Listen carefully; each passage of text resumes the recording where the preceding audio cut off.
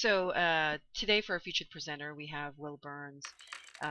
He's vice chair of the IEEE Virtual World Standards Group, and he's going to discuss blueprints for the evolution of virtual worlds and the potential future of the metaverse as he sees it. So he did a a talk. If you went to the ACRL event last month, you might have seen him present this. But today we get to have him in voice, but he'll be going over kind of that. And um, Will, whenever you're set, let's thank Will for being here, and whenever you're ready to start up, we're good. Testing. 1, 2, 3. It's taken. You're recording this one, so I might not have to do this presentation again. There you go. Well, post-production, and my hair will be all suave, and it'll be awesome. So first, I'd like to thank everyone for coming out to Nonprofit Commons for today's presentation. The future of the metaverse, blueprints for worlds. For those of you who don't already know, my name is Will Burns. I'm the Vice Chair for IEEE Virtual World Standard Group, among a laundry list of other hats that I wear. To the status of virtual worlds in general was my research paper in Association for Computing Machinery with my colleagues at Loyola Marymount University, entitled 3D Virtual Worlds in the Metaverse, Current Status and Future Possibilities, wherein we define the past, present, and possible future of the metaverse as a whole. So prevalent was the body of work that even Wikipedia, to my own surprise, today cites the running definition I provided for the metaverse and what it means. But this wasn't born overnight. It took many years of research and academic understanding in order to arrive at the conclusions that I did, and well before our research was published and I had become the Vice Chair for IEEE Virtual World Standard Group, I was asked to define the metaverse for INRIA, a project called Solipsis Decentralized Metaverse, which in turn was itself a definition I had provided to the Metaverse Roadmap many years ago, probably about 2006, when I worked at a company called VR5 Online. So as we all know, the development of virtual worlds has a detailed history in which acts of literary imagination and gaming innovations have led to advances in open-ended, socially oriented virtual platforms. The history for this can be broadly divided into 5 phases, and in order to understand where the future may be or should be, we must first revisit the past and present for context. But since this is a limited time slot, you can imagine I'll be greatly summarizing this. Much of what I'll be presenting here today are merely personal observations, and by no means should anyone be taking this as written in stone. If anything, the future of the metaverse is really in your hands, and I can only offer some milestones and guidelines as a thought experiment. Which is to say, the point of this presentation is merely to foster conversation and talking points among my peers, to get us all on the same page and moving forward. At the end of this presentation, I'll make the entire text and slides available freely, as well as the ACM paper should anyone want a copy of it. This presentation is usually divided into 2 parts, whereby the second half will be devoted to an open discussion and audience participation if you'd like to stick around. So let's begin, shall we? In the beginning, Phase 1. So anyone who's been around long enough will recognize the MUD, or multi-user dungeon gaming model, popularized on university computers and later BBS systems, a precursor to the internet that we now use today. In the initial phase, beginning in the late 70s, text-based virtual worlds emerged in 2 varieties. MUDs, or multi-user dungeons, involved the creation of fantastic realities that resembled Tolkien's Lord of the Rings or the role-playing dice game Dungeons & Dragons. Mushes, or multi-user shared hallucinations, consisted of less defined exploratory spaces where educators experimented with the possibility of collaborative creation. Since the beginning, educators have been on the forefront of exploration when it comes to virtual worlds, always looking for an opportunity to add context and entertainment value to the education of our minds, both young and old. This trend continues today in various environments, and it can be said that savvy educators recognize the opportunity to bring such immersive environments to the classroom whenever possible.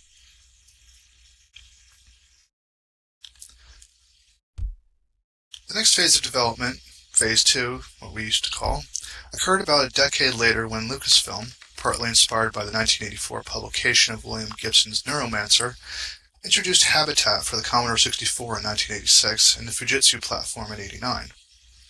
Habitat was the first high-profile commercial application of virtual technology and the first virtual world to incorporate a graphical interface. This initial graphical interface was in 2 dimensions versus 3D. However, in the online environment appeared to the user something analogous to a primitive cartoon operating at slow speeds via dial-up modems. Habitat was also the first virtual world to employ the term avatar, from the Sanskrit meaning the deliberate appearance or manifestation of a deity on Earth, to describe its digital residents or inhabitants.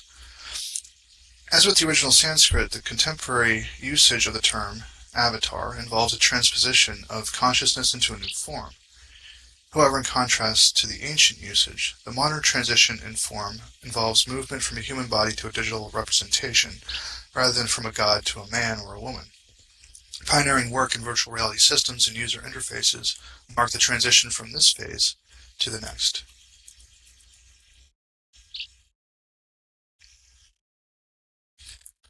So the third phase of development, beginning in the mid-1990s, was a particularly vibrant one, with advances in computing power and graphics underlying progress in several major areas, including the introduction of user-created content. 3D graphics, open-ended socialization, and integrated audio. In 1994, Web World offered a 2.5D isometric world that provided users with open-ended building capability for the first time. The incorporation of user-based content creation tools ushered in a paradigm shift from pre-created virtual settings to online environments that were contributed to, changed, and built by participants in real time. In 1995, Worlds Inc. became the first publicly available virtual world with full three-dimensional graphics. Worlds Inc. also revived the open-ended, non-game-based genre originally found in text-based mushes, by enabling users to socialize in 3D spaces, thus moving virtual worlds further away from the gaming model toward an emphasis on providing an alternative setting or culture to express the full range and complexity of human behavior. In this way, the scope and diversity of activities in virtual worlds came to parallel that of the Internet as a whole, only in 3D and with corresponding modes of interaction. 1995 also saw the introduction of Active Worlds, a virtual world based entirely on the vision expressed by Neil Stephenson in 1992's novel Snow Crash. Active Worlds explicitly expected users to personalize and co-construct a full 3D virtual environment. Finally, in 1996, OnLive Traveler became first publicly available 3D environment to include natively utilized spatial voice chat and movement of avatar lips via processing phonemes.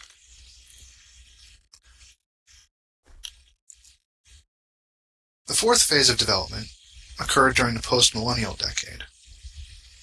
This period was characterized by dramatic expansion in the user base of commercial virtual worlds such as Second Life, enhanced in-world content creation tools, increased involvement of major institutions from the physical world, i.e. corporations, colleges, universities, and nonprofit organizations. The development of an advanced virtual economy, and gradual improvements in graphical fidelity.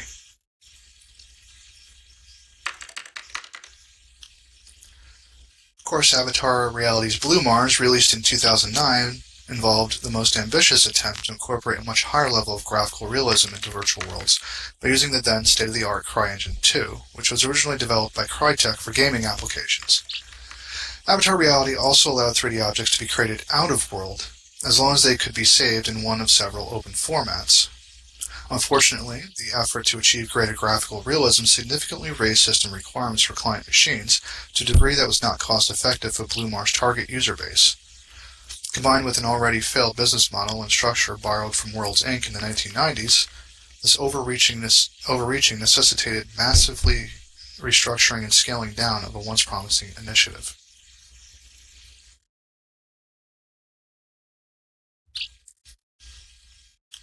The overlapping of the introduction of Second Life and Blue Mars has constituted a fifth phase of development.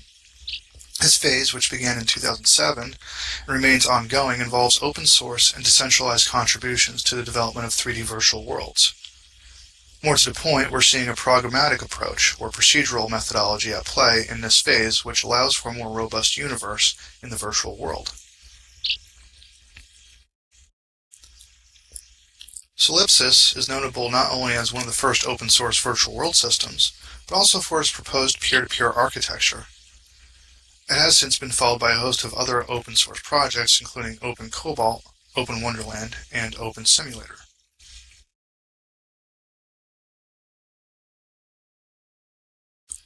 The centralized development has led to the decoupling of the client and server sides of a virtual world system, facilitated by convergence on the network protocol used by Linden Lab for Second Life as a de facto sort of standard. The open source Imprudence Kakua viewer marked the first third-party viewer for Second Life, an application category that grew to include projects such as Phoenix and later Firestorm, Singularity, Kirstens, and Neurons, itself derived from Kirstens, as well as many others. On the server side, the aforementioned Open Simulator has emerged as a Second Life work-alike and alternative, and has itself spawned forks, such as Aurora Sim, Real Extend, and more recently, and I'm probably going to mispronounce this, Doug, I say Halcyon or Halcon, the Military Zone Moses initiative. The Second Life protocol itself, as far as I'm aware of though, remains proprietary under the control of Linden Lab.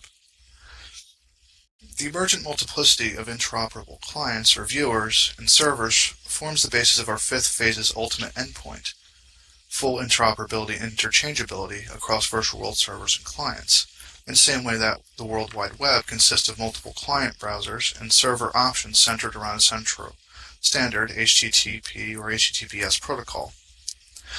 Open source availability has facilitated new integration possibilities such as cloud computing virtual world hosts and authentication using social network credentials. With activities such as this and continuing work on viewers and servers, it can be said that we have entered an open development phase for virtual worlds. For Eric S. Raymond's well-known metaphor, the virtual world's cathedral has evolved into a virtual world's bazaar. Reflecting these developments, we can identify 5 essential features that characterize a contemporary state-of-the-art virtual world, as of Dr. Gilbert in 2011 when we wrote the paper. And this is what we found. 1. As a 3D graphical interface and integrated audio, an environment with a text interface alone does not constitute an advanced virtual world. 2. It supports massive multi-user remote interactivity. Simultaneous interactivity among large numbers of users in remote physical locations is a minimum requirement, not an advanced feature. 3. It's persistent. The virtual environment continues to operate even when a particular user is not connected. 4. It's immersive. The environment's level of spatial, environmental, and multisensory realism creates a sense of psychological presence. Users have a sense of being inside, inhabiting, or residing within the digital environment rather than being outside of it, thus intensifying their psychological experience. 5. It emphasizes user-generated activities and goals and provides content creation tools for personalization of the virtual environment and experience. In contrast to immersive games, where goals such as amassing points, overcoming an enemy, or fulfilling a quest are built into the program, virtual worlds provide a more open-ended setting where, similar to physical life and culture, users can define and implement their own activities and goals. However, there are some immersive games, such as World of Warcraft, that include specific goals for the users but are still psychologically and socially complex. These intricate immersive environments stand at the border of games and virtual worlds. So, what is the Metaverse? Well, according to the definition that I provided in the research paper in IEEE Virtual World Standard Group, the Metaverse is a collective virtual shared space, created by the convergence of virtually enhanced physical reality and physically persistent virtual space, including the sum of all virtual worlds, augmented reality, and the Internet. The word metaverse is a portmanteau of the prefix meta, meaning beyond, and universe, and is typically used to describe the concept of a future iteration of the Internet, made up of persistent, shared, 3D spaces linked into a perceived virtual universe. When we speak about the metaverse with a capital M, we often associate Second Life as a pinnacle. However, the way that Second Life and subsequent derivatives are structured, they at best constitute a meta world by definition, and even then only by technicality. In the case of Second Life, the contiguous landmass exists in a patchwork of simulators strung together. It's not entirely a single entity. After all, one cannot really start at one end of the map and fly a plane to the other side, nor can we all sail a ship from one end to the other or circumnavigate the virtual world. One of the basic premises that I outlined for a quote-unquote real metaverse lay in the underlying structure of the system in and of itself. When dealing with Solipsis's decentralized metaverse in 2007, I was asked to come up with a better definition for metaverse, other than the popularized version from fiction. As a result, I came up with a more robust hierarchy for Solipsis, which became their baseline for presenting to IEEE in 2008. The metaverse, as defined by the book Snow Crash, Neil Stephenson, is representative of a highly evolved internet system in which the standard 2D interface for the GUI is all but replaced by a less three-dimensional interactive system with approximately 60 million simultaneous users, referred to as in-world.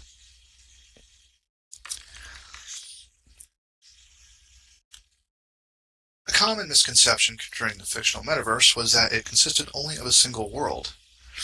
It is my personal observation that the world known as the street was in fact just one of many worlds within the metaverse, though the most popular as it was the default starting world for the metaverse within the incarnation of the book Snow Crash.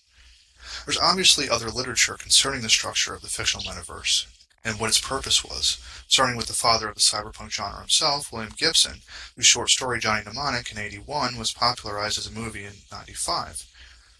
Johnny Mnemonic was actually just a short story taking place within the same timeline and space as a larger set of stories. And that got me thinking. The point here is that the William Gibson idea of the metaverse differed greatly from Neil Stephenson's, and while the concepts of cyberpunk differed across authors, there was still an underlying element of a metaverse structure.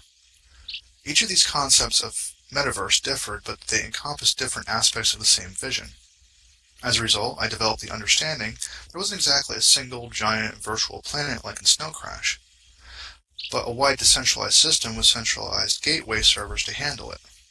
In this aspect, the street from Snow Crash really represents a single virtual world within a decentralized metaverse. The street would have been managed as a gateway to the metaverse and thus most populated and most popular. Due to these fictional systems arising within the same culture, I would safely say that the real-world environment, it would make sense to incorporate all these aspects into a total metaverse concept. Another argument in favor of this is that the very meaning of metaverse itself demands there be more than a single world approach. We see that with the terminology beginning with the basic metadata, that I extrapolated the two-dimensional data world to a three-dimensional world, named a meta-world, or metadata world. From there, I merely grouped many meta-worlds together into a meta-galaxy, and finally many meta-galaxies into a metaverse. When outlining the progression of the virtual space each term would describe. While the more holistic approach to the subject is taken to mean beyond universe, when you look at the context in which the cyberpunk authors wrote their groundbreaking books, you find more often than not that they were describing things in terms of computers. As such, I took the more computer context approach with the metadata baseline when defining a metaverse. Also of note is that Neil Stephenson, when writing Snow Crash, was influenced by the Unix operating system as his view of computers of the day, hence we see a lot of Unix-type references in the book, a lot of computer terminology. This can also be seen in his book, In the Beginning Was the Command Line. So what is the future? And now we've covered the basic history of where we've been and where we are today, let's take a look at what the metaverse of the future looks like. The following components are what I see personally as paramount to that ultimate endgame. So let's start with an engine that facilitates a procedural universe. It's hard enough for us all to sit around and try to build these things from scratch. So let's let the computers do a lot of the work if we can. Give us a starting point. Allow the user-generated content and abilities with a marketplace. Allow building and claiming land. Allow claiming land and building costs function with a recurring credit amount for upkeep. Plan for vehicles, terrestrial and non-terrestrial. Use hybrid peer-to-peer centralized systems to break concurrency limits. Incorporate survival aspects, Minecraft, Dual Universe, and maybe No Man's Sky. Incorporate crafting and materials. Incorporate settings and tools that facilitate every aspect of social communication. use spherical planets, implement scarcity, and natively interpret the existing internet. So now that I've generally defined the basics for a metaverse, let's talk about the back-end implications. It's not enough to make it look good. In order to really make a sustainable metaverse, we must also reconsider how we're designing the foundation and how it operates. For this, I offer the following guidelines. Utilize the entirety of the servers inherent in the metaverse to process the virtual universe. Cloud-based load balancing. After all, you've got all that computing power, why not put it to use? Offer cloud-based streaming for a premium option. SL Go was a good idea if only it was built into the viewer as a premium option. Allow peer-to-peer cache sharing among peers in the metaverse. Of course, we all have a cache. We're all looking at the same thing, so why not have the ability to ask each other for that content instead of destroying central servers all asking at the same time. Now that we've covered the overview, let's talk a bit more on key aspects. I mentioned before procedural universe, right? So the actual metaverse is most likely comprised of many worlds coexisting in a perceptual universe, although each world is not centrally owned by the same entity. Therefore, an underlying standard must be in place for third parties to run their own planets independently from the centralized system on their own servers, but able to participate in the universe collectively. In order to attain this baseline, the procedural universe system must be the foundation that generates the spherical planets, complete with landscaping resources and generated animals and so on. However, when a planet is introduced externally by the system, third-party ownership, the system replaces one of the pre-existing undiscovered or unclaimed planets, and those coordinates with third-party planet server control. If and when that planet is relinquished, the server goes offline. The planet will revert to an unclaimed planet in free building space, first come, served claim, after a set amount of time. Much like when you delete a file on a computer, it only removes the header until such time the system actually overwrites the space. As always, in order to make a virtual world, we must see the forest for the trees and think about the repercussions of each and every decision in the long run. No Man's Sky and Dual Universe generate most of their content using math functions as opposed to using storage space for the internet. That being said, with the fallout from No Man's Sky of recent, one thing I would like to emphasize is that I'm looking at it for the technical ability and not the overall presentation or lack of functions. Taken as a whole, No Man's Sky is obviously lackluster, but there are elements within it that can offer us a glimpse of a future-looking metaverse, just as I can identify many of those components in implementations such as Dual Universe.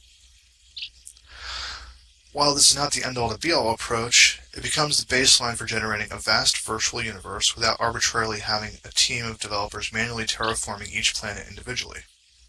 By utilizing procedural generation in both the universe model and the user toolkit for building, see also algorithmic, we can define a virtual universe that is dynamic and scales upward with fidelity automatically. Which is to say, we don't have to worry about our textures becoming low resolution in 5 or 10 years. By utilizing a voxel and mesh approach to building, we can incorporate building tools such as constructive solid geometry, which roughly is what's used in Second Life, and native voxel editing tools as seen in Dual Universe, with the caveat inherent that the CSG editing toolbox has an additional function built in to merge prims into a single optimized mesh. Right now in Second Life, all you can really do is link prims together. But if you wanted to get an optimized mesh, you'd have to build the object externally in a 3D program, then import it. Effectively, the user-generated toolbox in Second Life is simply missing the ability to merge prims into a single mesh, which is the final step in making a mesh object externally. So incorporating that function in World would allow users to generate their own mesh items using a tool set native in the program internally. While there are third-party options to accomplish this function, the underlying point and premise of this declaration is that the ability to do so should be native to the toolset itself, as provided by the viewer and the company, not an additional addition via third parties filling a need where such need should not exist. In much the same manner as XStreet was created as a third-party web-based marketplace solution external to the main system, lacking such functionality. It was bought out by Linden Lab and directly incorporated as Marketplace today. Of course, in order to generate prims or voxels, in the latter case voxels are based on resources collected in Dual Universe's materials, then the prims themselves would have to be defined as a material in order to calculate the creation cost, much in the same way that voxel creation costs are managed. This becomes a very important part of the underlying structure for a full-scale metaverse, in that items require materials. Materials are collected from the environment or generated from combinations of other materials, refined, and so the cost of any object in a metaverse is calculated by the combined material cost plus markup by the seller. Part of the material cost in this approach would be calculated against the actual land impact of such items, including complexity scores and other metrics in order to balance the total impact in the world. The material cost of items then plays an important part of sales in that when you purchase an item in the metaverse's marketplace, the resources that have been calculated for that item are taken into account. The total pull from the market itself is debited for the creation of that item once it exists in your inventory, whereby the cost of the item itself purchases the materials from the total resource pool. If there is, for some reason, a shortage of materials in the metaverse, it will trigger the population to explore and find more of those resources, to mine, collect, and harvest, since the scarcity of those items would help determine the market value for which the end user could sell them back into the system. By creating a system that depends on the end users to supply the materials to a pooled system, the market and in-world economy regulate themselves and also drives a self-perpetuating need for end users to explore and collect those resources. In short, that one little change creates an infinite amount of jobs natively for everybody, and kind of, gets rid of the need for tip jars. So how many planets do we got in the metaverse? Well, a lot. A lot. As a result of an underlying procedural generation methodology, there will be approximately 18 billion unique explorable planets in No Man's Sky.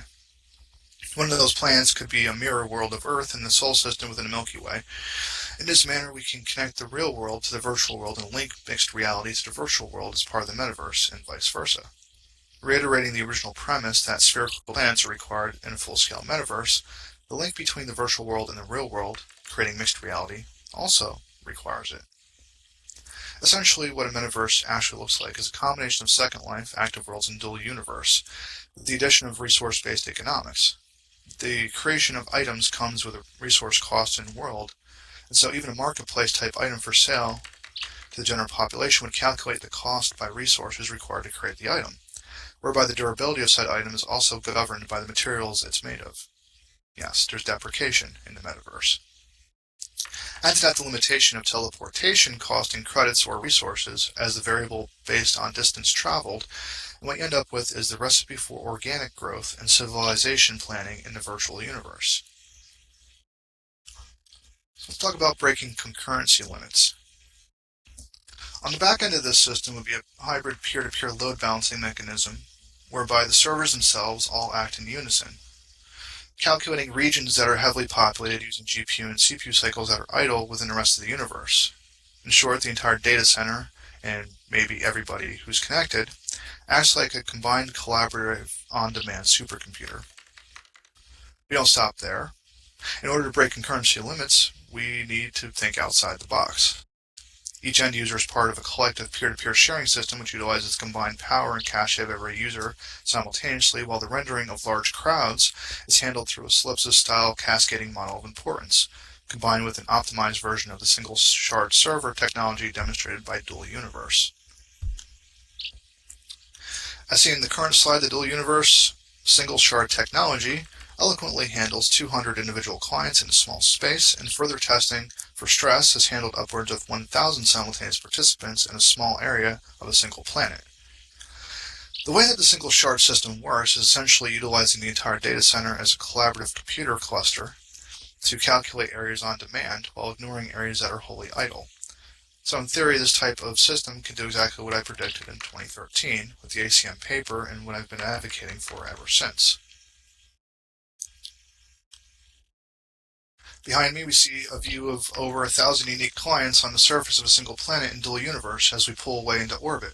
By using an effective area of interest algorithm, along with intelligent level of detail for updates based on distance, as shown in Solipsis Decentralized Metaverse, and now here, in conjunction with single shard compute cluster approaches, the scalability for the metaverse becomes a non-issue. Of course, this approach is not perfect and does require further adjustments in order to perfect. However, I absolutely believe that the necessary adjustments to this approach will be made in order to refine the techniques required. So if you're wondering just how large a planet is in the universe, it's safe to surmise that the default is the size of Earth, which in turn is impressive enough, but taking into consideration that the entire virtual universe is comprised of billions of planets just like this and also exist on a single shard server, well, we're on to something huge, aren't we?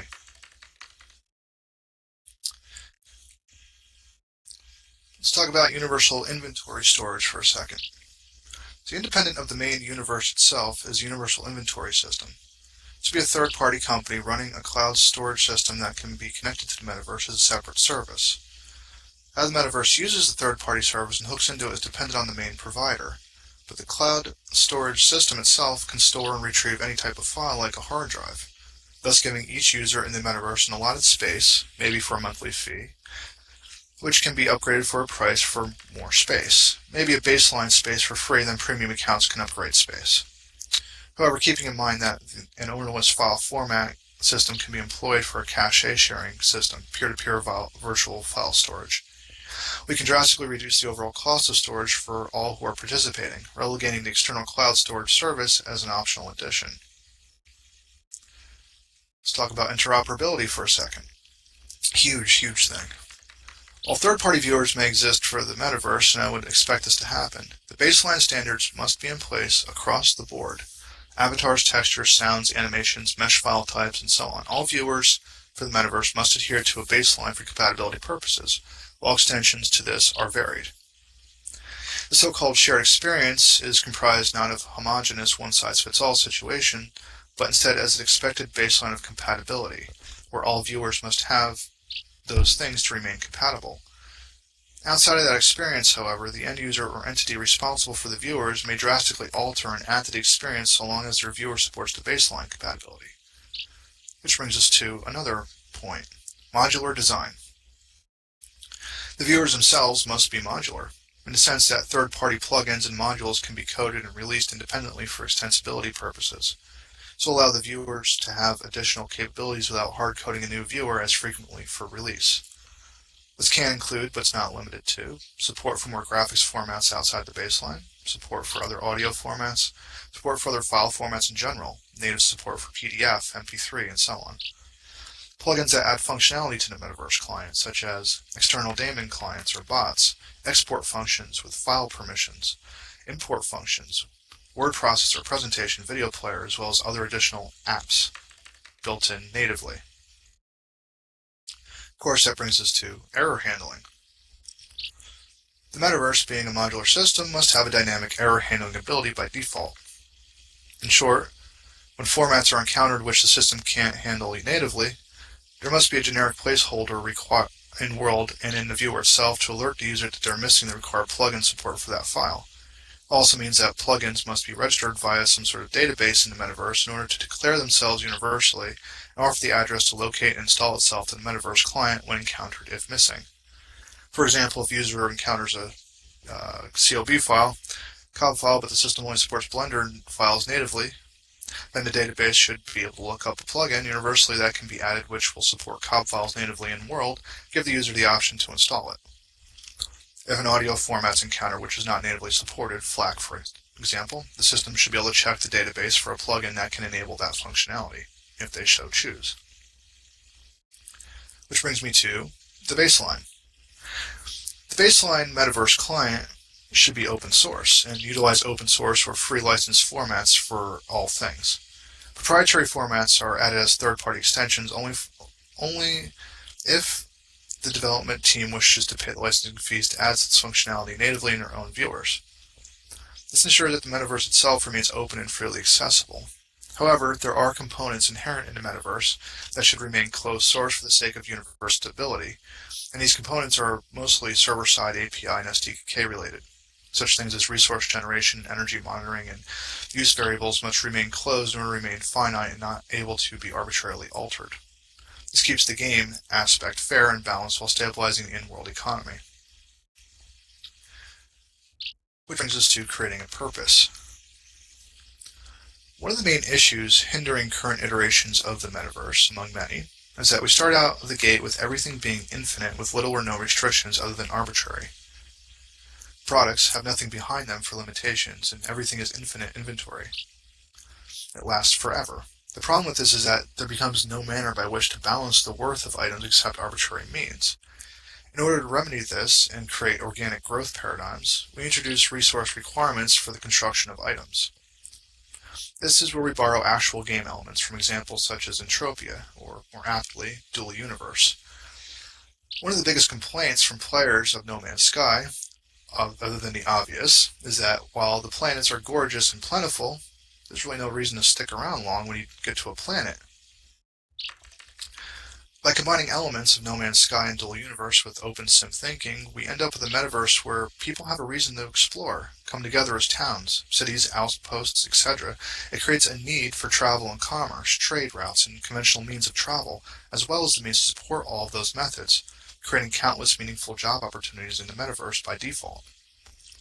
This also allows the metaverse to do something that Linden Lab nor any other virtual world, as far as I'm aware, has ever really done, which is foster an environment whereby organic growth driven by the need of the end users populates the universe. However, I will concede that to an extent we could include Minecraft and Entropia in this scarcity paradigm when we take into account the multiplayer servers.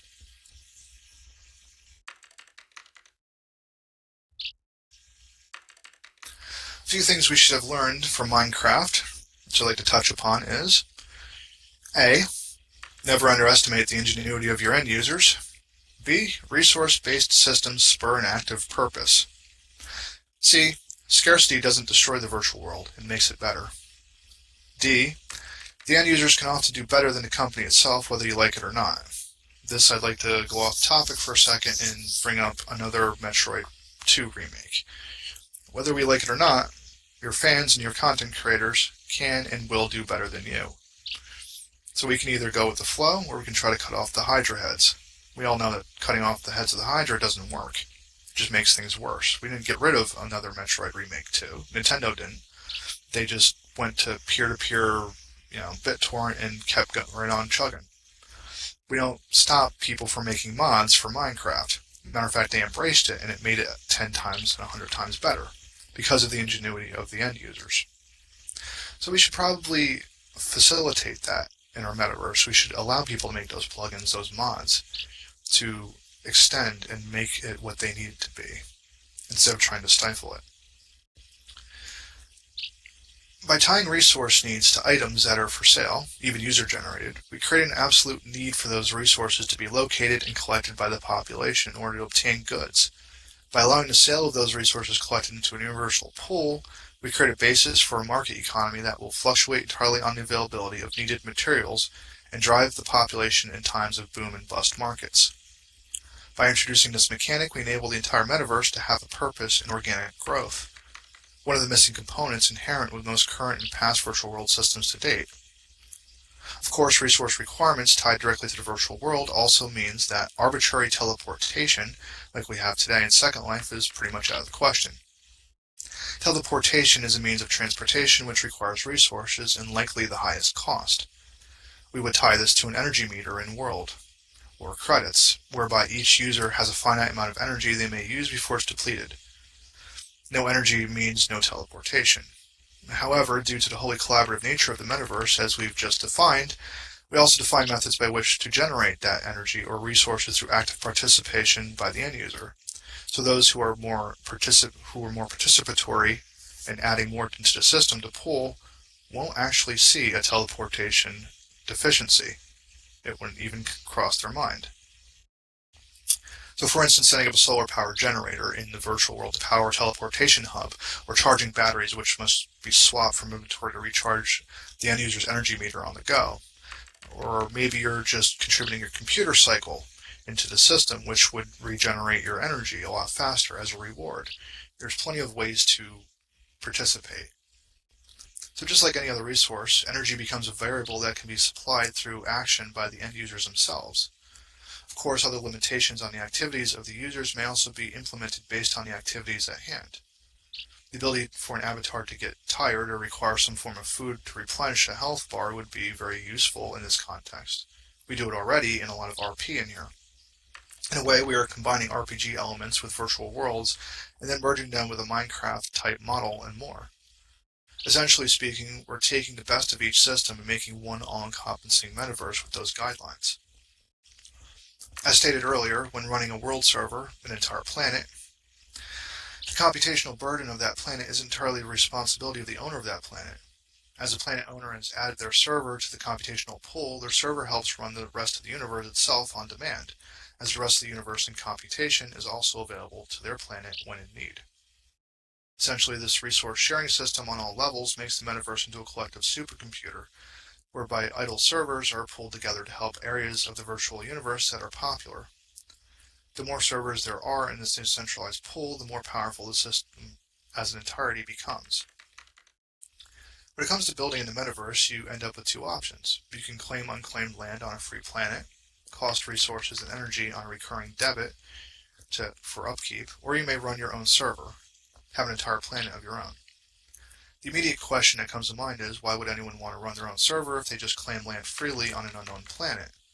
And I suppose the answer would be the implementation of measures which foster organic growth and collaboration. Aside from that, the same peer-to-peer measures for computational pooling are also in effect for each individual end user, and so the actual building and claiming of the land doesn't impact the overall decentralized system as much as you'd think. After all, we have a collective supercomputer at our disposal, remember? However, let's assume that claiming land would maybe take more work to maintain large areas than simply running your own server, which auto-generates resources. So let's talk about native interpretation of the internet. As with the original metaverse of cyberpunk fiction, the actual internet itself was interpreted by the three-dimensional system differently depending on the protocol it encountered. For instance, would a website be interpreted as a 3D space or a 2D web page? In the event of an FTP connection, how would the metaverse interpret that interaction? While it's obvious today that we can merely use the web on a prim paradigm, it's also true in science fiction cyberpunk that the system could also interpret the spaces dynamically in 3 dimensions, as we see in this Decker working their way through the servers. So too, we must understand that the metaverse itself is context-aware and presents itself according to the requirements of the end user at the time. Whether this is a desktop personal space for your computer, much like how 3DNA used to work, which in turn allows the end user to connect to the metaverse and decentralized virtual worlds universe, and also to more work-related paradigms such as FTP and so on.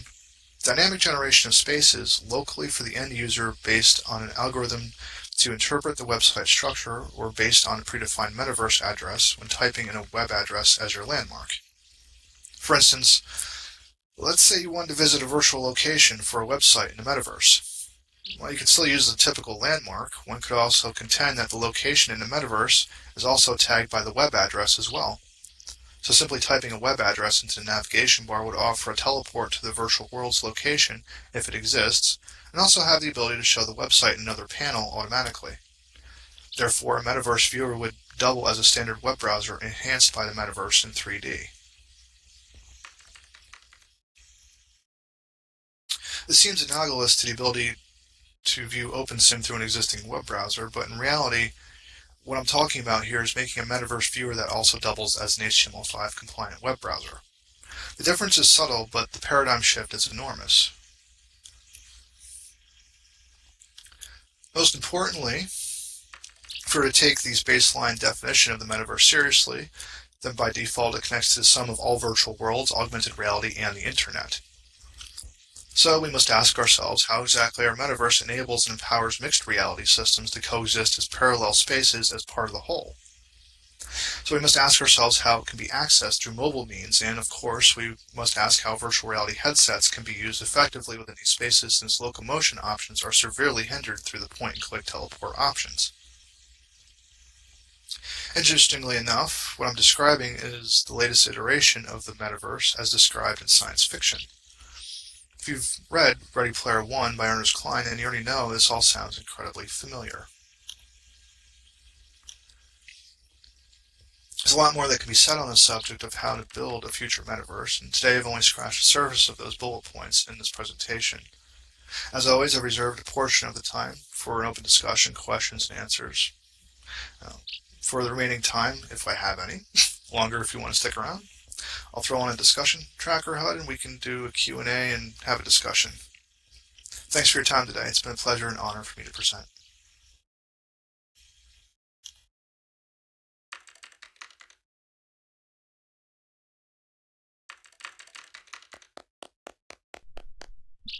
Yes, thanks, Will, for presenting.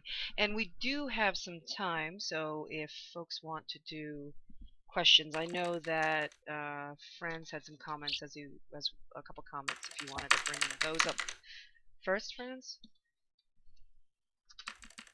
Sure. Mhm. Yeah.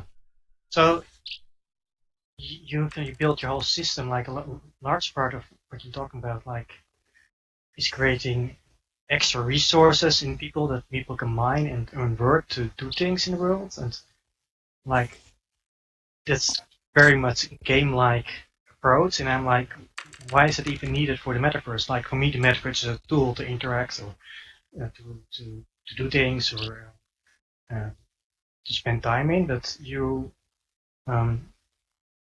it's like almost like creating resources for the avatar or something. It's like I don't understand the reasoning why that is needed at all. A The good answer resource to that. collecting. I actually have a good answer for that. Have you ever seen the movie The Matrix? Sure. Okay, what did Agent Smith say when when he was explaining the first iteration of the Matrix? They made it a perfect paradise. Everybody was happy, there was nothing to do, and it failed miserably. So they introduced some struggles. They introduced struggles to it, and that's what made people happy. We had a purpose. We had a reason to go and do stuff. We had things backing it. We didn't. If you look at stuff like Battlestar Galactica, he decorated the metaverse as a prison for people to harvest their energy. So they kept their prisoners happy. Like the metaverse for me wouldn't be a prison. It would be something added to real life that you would want to engage in. So it's not something that that analogy you have for me doesn't work at all. What you're and saying. It's not that you have to. Just by being connected. And here's the thing: just by being connected, as I said, you offer your peer-to-peer sharing to the system, right? And this is how a lot of high fidelity works right now. That right there constitutes resources in and of itself, right? So that is a resource. Sorry, can you say it again? Well, when you connect to the metaverse, just your computer connecting to it and sharing your resources, just sharing compute cycles or maybe your cache with others, that counts. Not so much do you want to go out and chop down wood. You could do it. You could do that, and you could do that, but you could also generate resources other ways, which is to say, it could just say you don't have wood, but you have, X amount of credits as a tax. And that could be circumvented that way, because you're still generating something. So when I say resources, I say, in world, we give people a purpose. You want to go mine, you want to go look for resources, you want to go do that. That's a job for you. You can make some, let's say lindens from doing something just natively without throwing out tip jars and all that. You have a bunch of things you could be doing.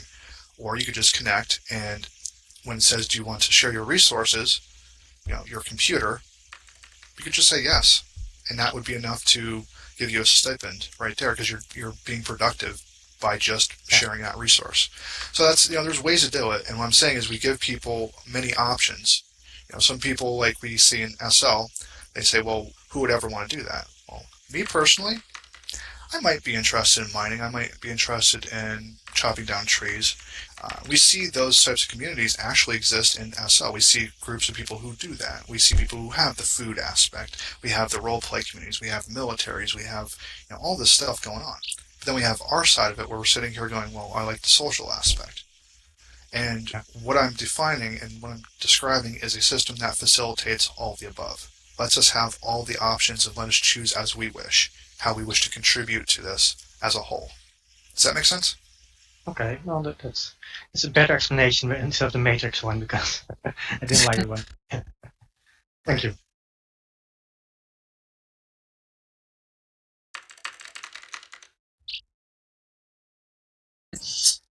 Okay, No? check I'm on voice. Hi there, Will. Thank you very much for that incredibly comprehensive summary. I mean, given the mammoth scale of what you're talking about, you sort of really adequately covered all well, a lot of eventualities, shall we say, that we consider. We of course haven't spoken a bit offline, and I think we were in a conversation that was halted at one point where I asked you how compatible things like OpenSim, and I suppose we should include Second Life if Linda's worked for it, would be with this kind of system. And forgetting for the moment the probable cost involved, you did actually tell me that something like OpenSim could be reconfigured to work with this underlying metadata stuff and a new viewer. I'm just wondering if you could firstly comment on in real general, because I know it's highly complex, the ways in which some of the existing virtual worlds who don't subscribe to all this at the moment could be adaptable to such a system in the future. And a slightly allied question is, you rightly pointed out that companies involved in this space do actually have to realize that the end viewer is often better than them at making the content and devising things. And I'm wondering how you would see commercial entities versus, for example, here, non-profit entities or just general users coexisting in the auxiliary spaces. For example, you're talking about a central server somewhere that might just coordinate some aspect of something, and will be run by a company who, a third party who gave you that facility. Now, if you have companies, you're presumably going to have competition, and that may be commercial or non-profits or simply hobbyists. I'm wondering how you see. We've obviously got the peer-to-peer system, the distributed power of everybody's computer, but I'm worried how you actually see maybe what I might call the division of commerce and versus the user, the non-profits, sort of coexisting in that space. And at the end of the day, of course, if the world has a complete backup, our servers go down anyway. So, how how compatible are existing worlds with a system like this, given the amount of work it would take, obviously. And, secondly, how much flexibility do you see in that system for the level playing field between the user and commercial companies that are providing things within it? Okay, that's a lot of questions. So thought it's processes. Let's see if I can come up with basic premises here. So let's say how compatible going forward. In my head, I would say it's probably a stopgap moment, right? Where it's kind of like our SL versus Sansar moment, where they say, okay, well, we're gonna have to do this. We're gonna have to rethink this from the ground up. Yes, we might have prims. Yes, we might have voxels and the mesh and all that, but it'll fundamentally be different than our current systems. And we're defining it differently. Now, if those old systems upgrade their servers, and what they'll have is, their 1024 little areas, and then when they upgrade a server, to that, let's say, that theoretical metaverse system that we've just made off of OpenSim, when they relog, they're going to find out they got a whole planet now because it works differently. It's not their one server on its own. Now it's contributing to an entire cluster, and you have an entire planet at your disposal, and it's been generated, and you're going to go, holy crap! I now have the equivalent of Earth, and I'm going, what do I do with all this land? You go, whatever you want, because it doesn't need to calculate it mostly until somebody's actually seeing it, which is how dual universe works. It has it all there, but it assumes most of the planet's idle and only worries about where the people are. So so instead of just honing in on like a server, it tells a server to hone in on the people, because that's what really matters. So by highly optimizing and making a dynamic sort of load balancing, you can have an entire planet. And when I say like we have an OpenSim system, let's say we split it, somebody split off a fork and said, let's make this, right? The old OpenSim systems that would upgrade their server to that would probably, I don't know if it would be compatible backwards, but when they go to their system, when they reboot and they go back in, they're going to find they have a whole planet in a virtual universe. It's going to be way more powerful. I'm not sure if there's a backward compatibility there. Like, I'm not sure if the flat Earth model is going to work well with this. So my recommendation would probably be stopgap. Let's take what we've learned over the last 15 or 20 years, and let's take all these things that we see in all these different separate projects, and we see all these great approaches. Well, let's put them in one system. Let's go, okay, we've got a chance to do this from the ground up, but let's do it. Let's call a stopgap. We've learned a lot. Time to push this to the max. Let's do this.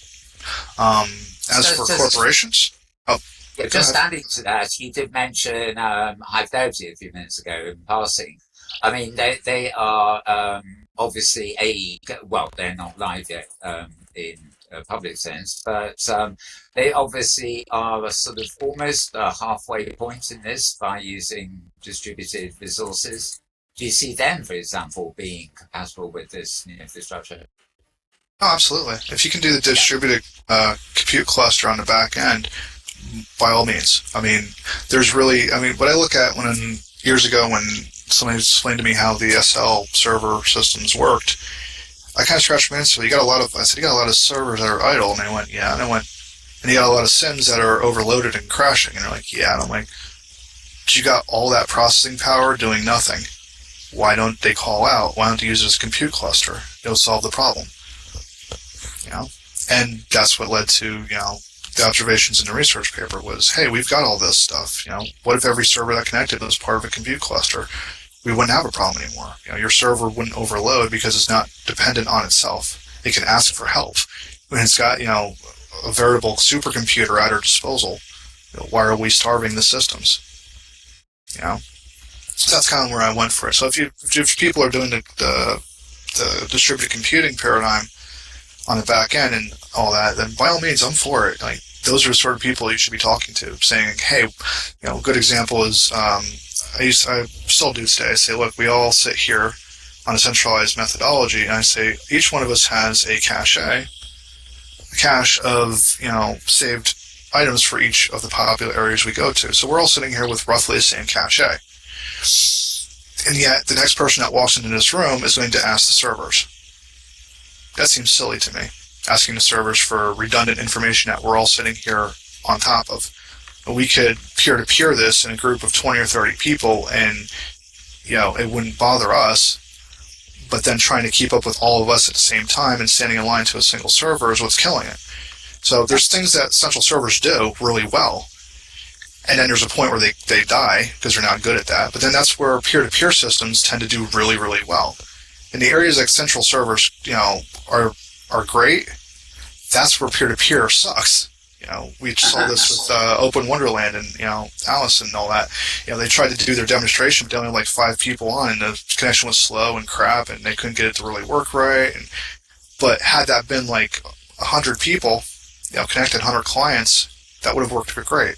So that's the point where you say that could have used the central server as a baseline, and when it gets overloaded, you say, switch to peer-to-peer. Tell everybody, hey, you're on your own. Start talking to each other. Contribute. And that's where it kicks over. It works. Does that make sense? The other half of my question was actually, Joyce summed it up about how end users and non-profits might work. Given that there is still some centralized servers in the non-distributed landscape, what is would you see as prevents, for example, corporate players? Would we be at the whim of corporate players providing external services, or would it be kind of democratically controlled thing like the internet was as an idea when it began? I guess it'll be democratically controlled. If we're using a lot of open source backends, what's to stop anybody from saying, I happen to use... What's to stop if we're using an interoperability standard, then what's to stop anybody from saying, I've implemented these, APIs and whatever to hook into said Metaverse as a cloud storage system. Like, what's to stop anybody? You could start your own cloud-based backup and charge people. Anybody could. And we could all use it as long as we have our baselines in order. As long as you're doing the baselines, I don't think there's going to be a corporate control. You'll see corporate players who are bigwigs. You'll have giant plants like The Street who are corporate controlled, but you'll also have plants like this of Planet Nonprofit Commons, where we're just holding our own and everything's just fine. Okay, that's great. I see some other questions coming in, which actually extend that bit. Yes. Wait for the show. All right, we'll talk about it on the show. Yeah, we will. Yes.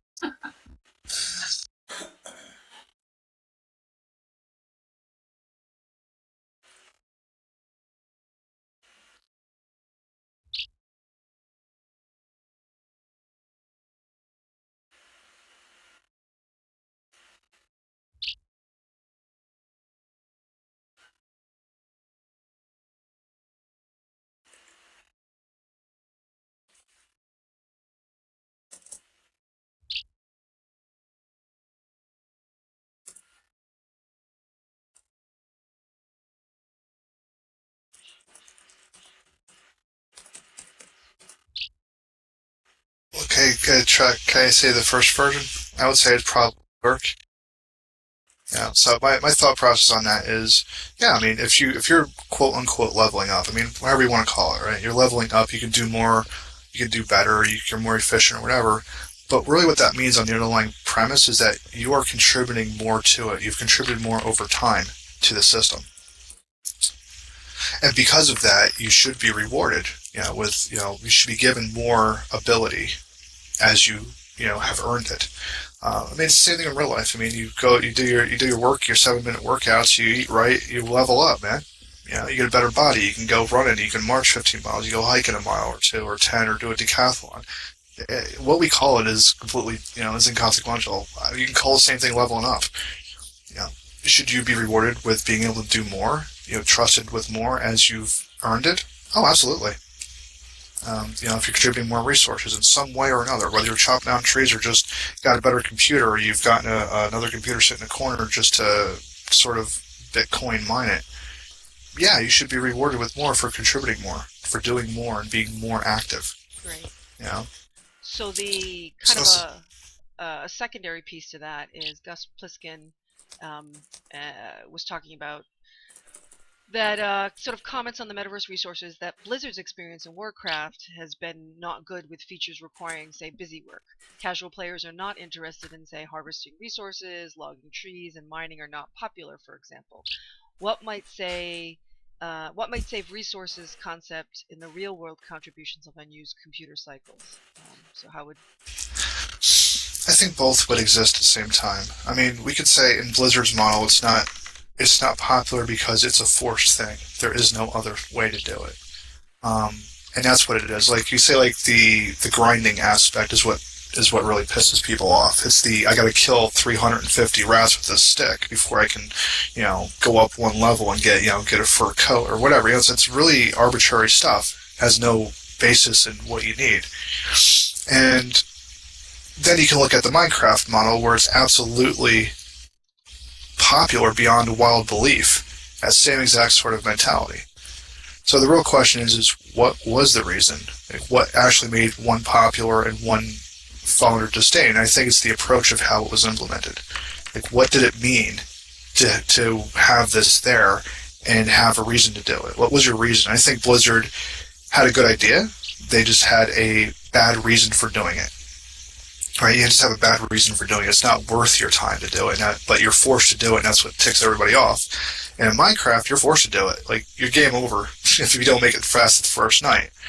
Yeah, right. So you make it, right. So you're looking at more voluntary. And here, you're looking at it as a voluntary thing. Like, you could do a lot of things. Just like I could be a male stripper and make 10,000 linden a week in here. I could. It's an option. Am I going to do it? No, it's just my choice. I could be doing presentations like this, and this is what I choose to do. I could be chopping down trees. I could be exploring a virtual planet or the seas and collecting resources and selling them back into the system because I don't have maybe I have a crap computer and I don't want to, peer-to-peer it. Giving me the options to choose my path is the point. Giving the people who automatically do stuff in here, like now they have food, they have, these systems in Second Life. Well, you go, you get hungry, you eat food, and you go, you have communities and you have militaries in here and do all this, whatever. Giving them the option to do that natively, whether you want to do it or not, is up to you.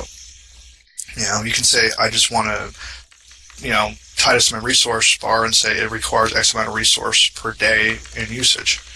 And the more I'm active, the more that meter goes up. You can simplify it. Or you can go and break it down to an RPG level. Some people start stealing resources. How do you steal resources? I want to know. What kind of resources do you steal? Like, people coming by and stealing your firewood? Stealing your, I think...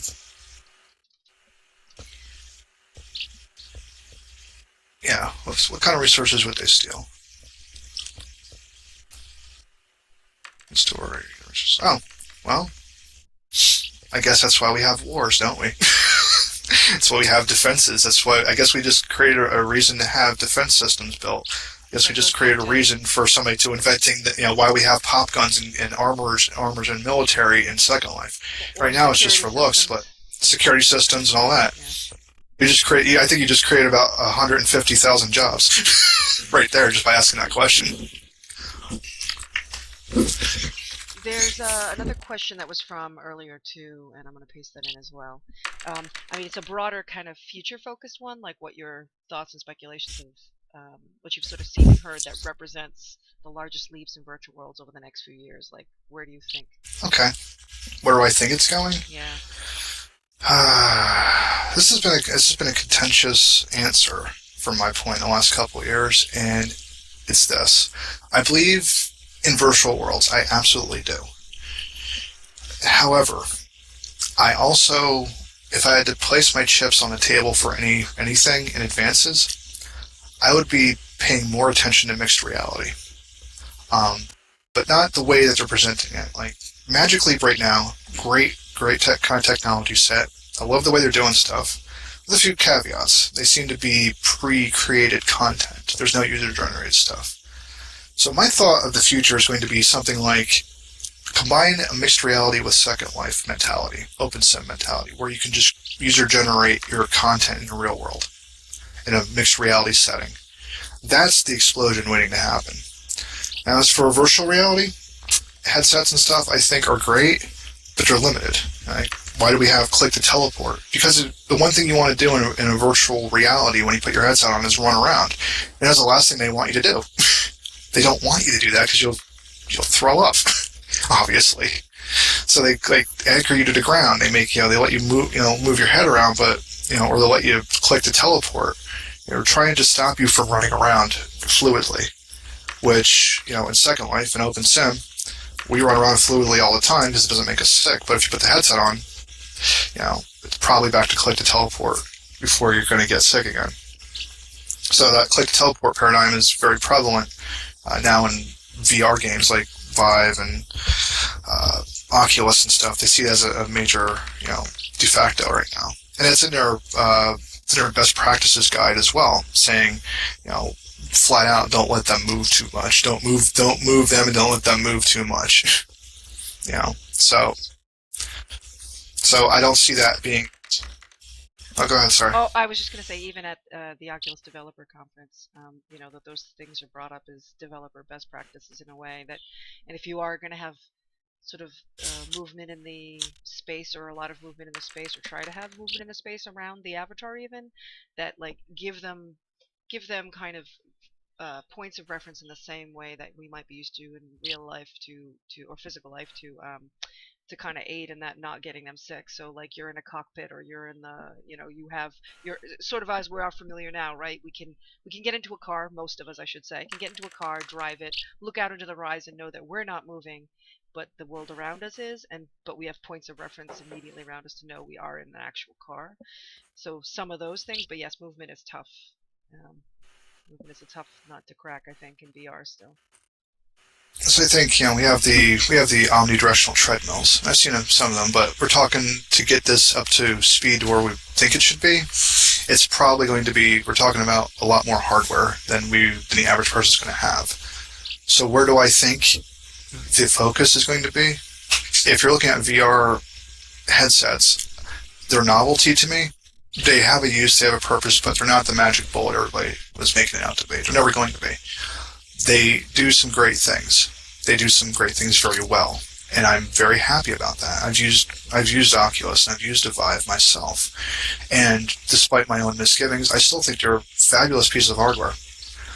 Now, do I believe in the next 10 years that's going to be the end all to be all? Now, I think when Magic Leap actually does something, you're going to see people looking back going, well, why should I be in VR when I can make my real life look like VR and 10 times better? Why do I want to be in a fully virtual environment with R2-D2 and, C-3PO when they're in my living room, interacting with me? Yeah. And they're doing that with ILM, man.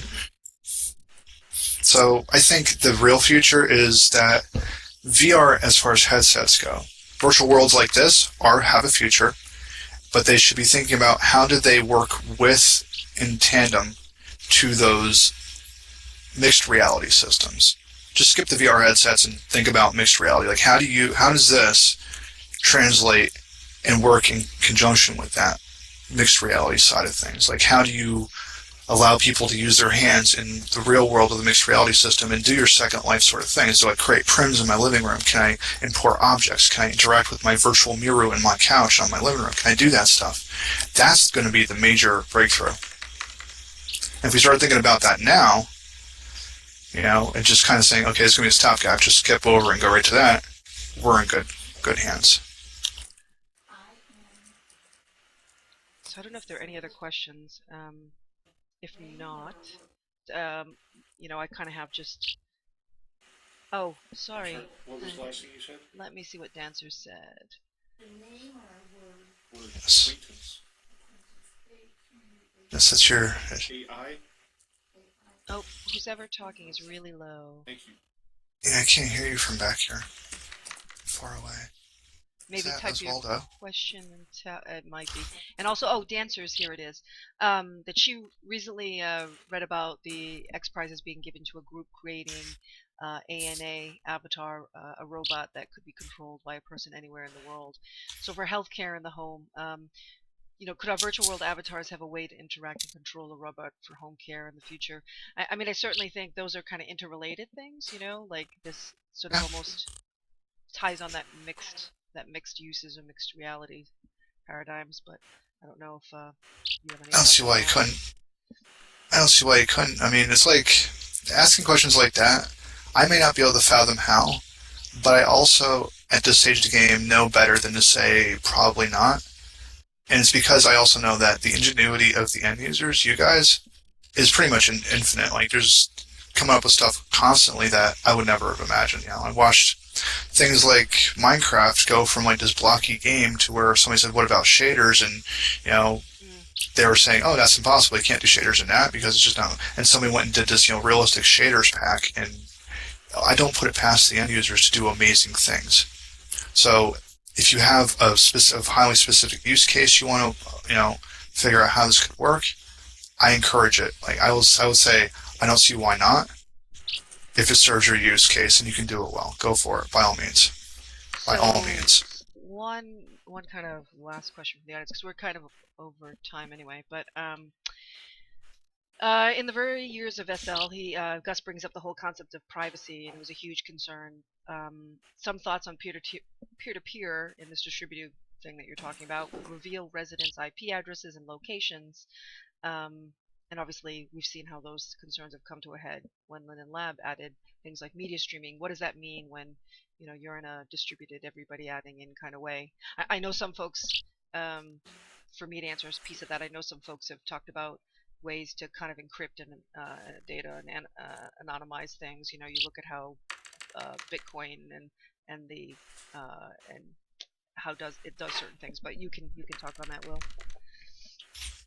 Yeah, I would say VPN. I mean, if I use peer-to-peer software, I have a VPN that I run. It's you can use a VPN. You can use there's stuff like Tor. There's the Bitcoin type encryption system, blockchain solutions. There's ways to do it, and building it into the system, I mean, like when I talk about like polymorphic data, which I didn't get into here, but it's an ownerless file format. Essentially, it's a great system if you know how it really works. It's like an infinite one time pad cipher, which, you know, if Doug is still in the audience here, he'd probably tell me that's probably impossible, but it's not. The off sort of ownerless file format system works in that way, and what it does is it essentially treats everything that you put into the system gets broken up into these like little inconsequential chunks, and they're reusable chunks, which is to say that if you're looking for like Billy Joel's greatest collection out of this, you know, virtual file system, you know, which is distributed across everybody, there you go. So blockchains. So they got their encryption. So, you know, say you have this, you know, you're looking for Billy Joel's greatest, you know, hits collection or whatever, and this virtual file system distributed across every user. Well, nobody has a real file. What they have is all these chunks made up of other files that were put into it, and they're interchangeable. So Britney Spears plus Day of the Dead plus, you know, plus my daughter's soccer game could have all the elements to make up Billy Joel's greatest collection, and it just pulls pieces like an alphabet from it all and puts it back together. So you don't actually need to store specific files. You just need to have the collaboration of data. And that's one way to anonymize it, because it's really not looking, the way I understand it is it's not looking at the individual nodes, it's looking at the space in between. So it really doesn't care about you or anybody else, it just wants to see what the space in between it looks like. Hello? Done. Oh, yep, somebody's speaking Hello. out there. Yeah, hold on just a moment. But yeah, Doug's got the perfect idea. I mean, they use the blockchain, so How's it solution going? right there. Yeah, I think it might just be a voice out there. I don't think it's actually a question. Fair to partly cloudy. Oh yeah, I think somebody's just speaking I'm maybe somewhere Closing out up there. shop here. So, Somebody's answering a phone call. yeah, somebody has an open mic. So, you know, we're kind of just finishing up then. So I guess Sure. you know, what kind of, you know, now that you've sort of laid out your sort of thoughts in a blueprint, what comes sort of next? I mean, sort of for you or for the hopes of the plan, or, you know, because I mean, I think about that, you know, you brought up the Metaverse roadmap, right? And that was something that people came together and this great roadmap was done, and then it kind of got left as a relic, or, you know, a thing to reference. But, you know, where do you take this next? One word: execution. Failure to execute is what gets us every time. You know, let's get together and say, hey, let's do this. Let's execute on all these great ideas that we have, all these great things. It's time to just roll up our sleeves and get her done. Cool. All right. So, yep, let's thank Will. I know this is you know, kind of another one that ran long, but and I'm glad you could do this today, and that we could kind of make you do a sort of an encore of the presentation. And again, I'm recording this, so this will go up. If anybody missed anything, you'll be able to kind of catch up with it afterwards, and I'll share that as well. So, yes, thank you, Will.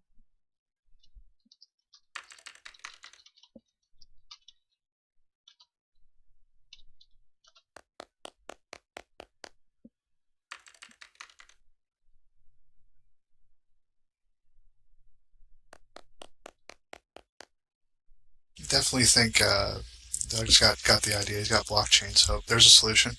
VPN built in. Solution again. Everybody just get in the same room and put them all together in one big pot.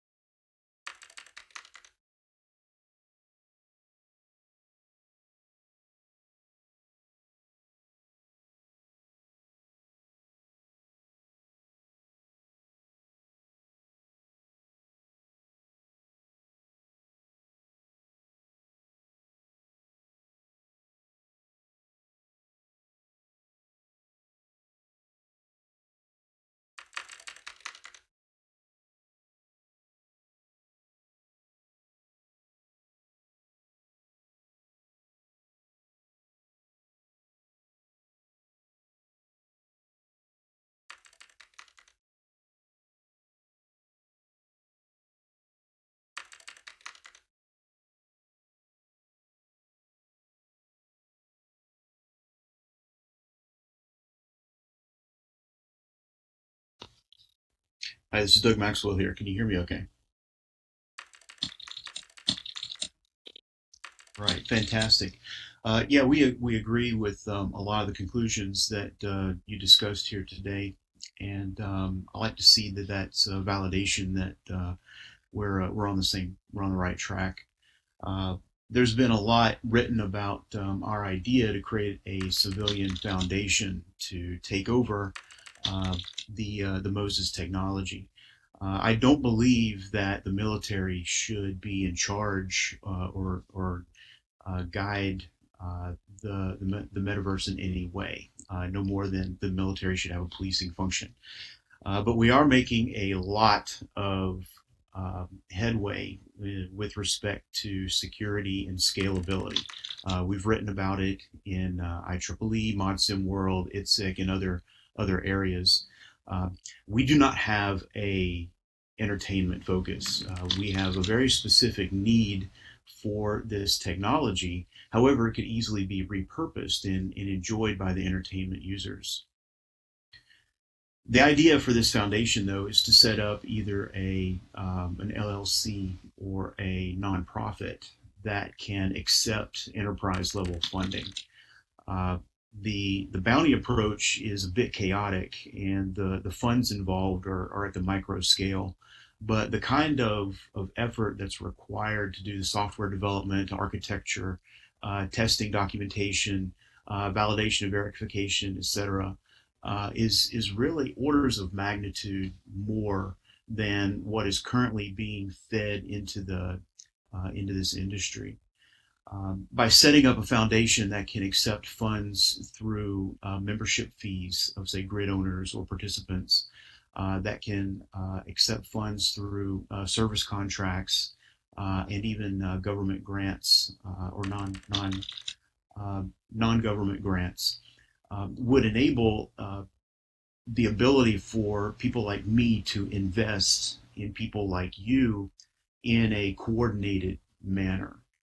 And so over the next year or so, you're going to see movement coming out of my shop and others to come together to try to get consensus from this community on how this thing should be run, get it stood up, get it properly seed funded, and then execute a mission, a roadmap, if you will. I really like the way that the Linux Foundation is run. I like how Ubuntu is run. And by handing this over to an independent, non-military organization, it allows me to transfer technology to you, but not be seen as dictating or running this thing. And so you're going to hear us talk a lot more about this. In fact, those of you that would like to learn more can come to the Moses office hours at militarymetaverse.org. You can learn more about that. The Hypergrid business has been writing about it. Selby is going to be writing about it. And I'll be participating more in forums such as this. So anyway, thank you for your time and attention. And Will, you did a great job. Thank you so much for your talk. Well, thank you for coming. Is it a little bit off for me to say that the most interesting part about you right now is that you managed to have a mesh head that looks exactly like you? I'm thoroughly impressed. I'm thoroughly impressed, man. We generated that using 80 cameras, using photogrammetry. I have a program that I do myself. It's actually uses 4 or 5 pictures, and it auto generates the rest. But you got way more detail on yours because of 80 cameras. So I can see what the back of your ear looks like because I can now. Let me stalk you for like 2 seconds. Excellent, excellent. But yeah, I mean,